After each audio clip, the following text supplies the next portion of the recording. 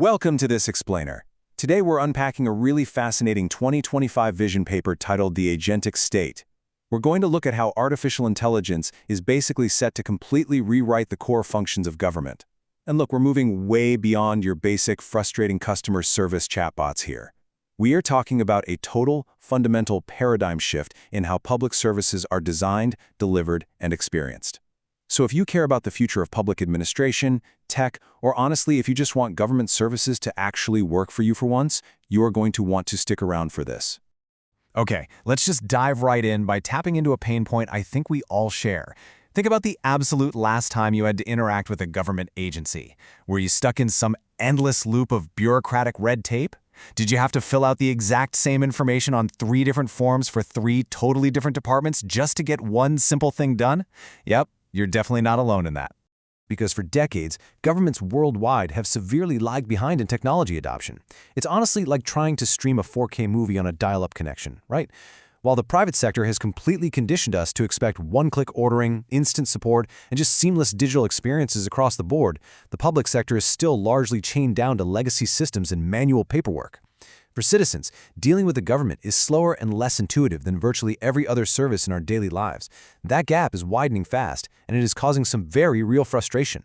So, to address this, a massive paradigm shift is underway. It's what the authors of our source paper are calling the agentic state. Now, previous waves of technology in government really just digitized existing clunky processes. They focused on doing things right by the book. Agentic AI, though, it allows governments to finally focus on doing the right things by aggressively pursuing specific positive outcomes for citizens, rather than just forcing everyone to follow rigid procedural checklists. Here is our roadmap for this explainer. We'll cover the cost of slow government, what Agentic AI actually is, the blueprint for building the agentic state, rethinking public service design, and finally, the urgency to act right now. Section 1. The cost of slow government, lagging in a hyper-fast world. This quote right here represents a profound shift in expectations from global leaders. As former Austrian State Secretary Florian Tursky points out, we're talking about a fundamental reframing of the social contract itself.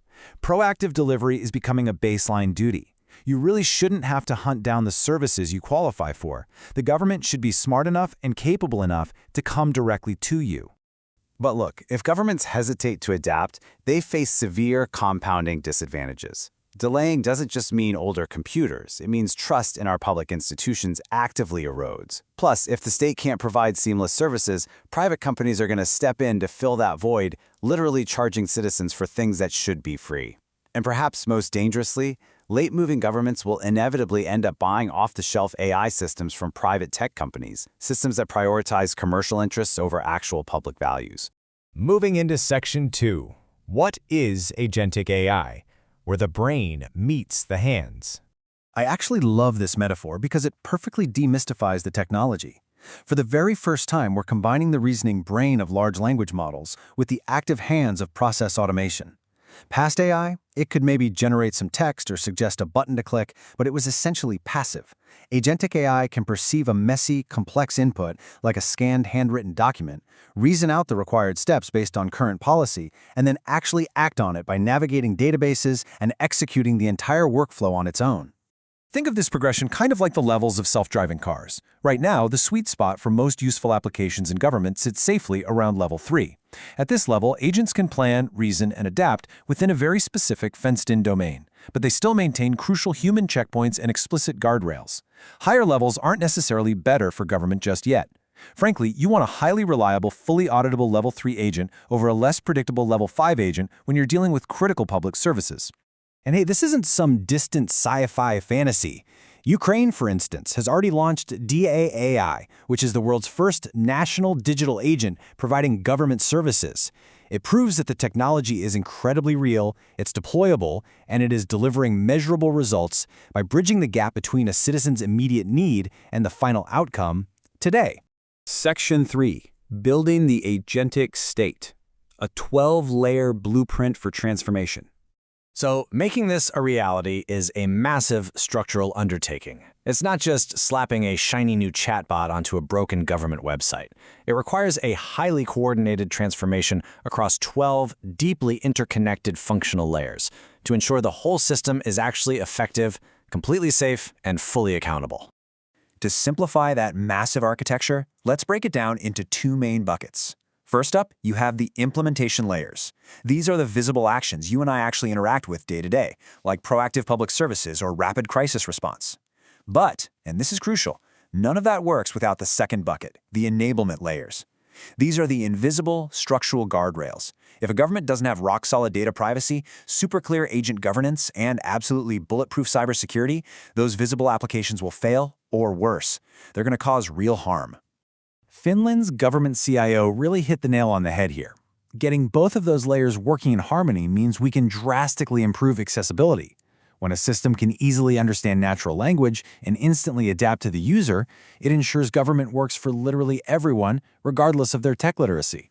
The tech finally adapts to the human, not the other way around. Section 4. Rethinking Public Service Design. A hyper-personalized, frictionless future.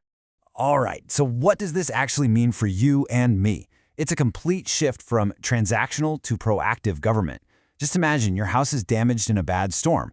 Instead of you frantically having to contact emergency housing and building permits and utility restoration all separately, an agentic system uses self-composition to hear your single request for help, and it invisibly orchestrates all those complex needs across the different silos on your behalf. Or through anticipation, the system detects a sudden income drop and texts you a pre-filled benefit application before you even realized you qualified. And the tangible upside here is absolutely staggering. Leading nations are setting some incredibly ambitious targets right now, aiming for 1 minute flat to complete most digital services and a 90% drop in human effort on administrative correspondence. This just goes to show that the shift from bureaucratic red tape to genuine, outcome-driven government is highly measurable. It is going to completely redefine our expectations of what the state can and should deliver. And that brings us to our final section, Section 5, the urgency to act now, moving from procedures to outcomes. Because ultimately, this is the core of the whole paradigm shift. Traditional bureaucracy, it's obsessed with the process. It rewards people for following the rules perfectly, even if the end result is absolutely terrible for the citizen. Agentic AI totally flips the script. It optimizes for specific outcomes. You give the agent the goal and the legal constraints, and it just adapts dynamically to actually solve the problem in front of it.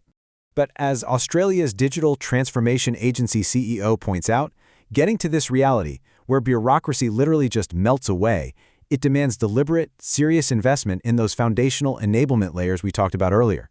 The private sector is adopting all of this at a completely unprecedented pace. Governments simply cannot afford to sit this one out. So I want to leave you with one final provocative thought. The tech to build the agentic state, it is already here. This is no longer some futuristic laboratory curiosity. It is operating in the real world right now. But the technology is not going to implement itself fairly or securely on its own. It's really up to us as informed citizens to demand that our institutions step up, master these tools, and actively shape this transformation in the public interest rather than just getting swept away by it. So will your government lead or will it be transformed? Thanks for joining me on this explainer.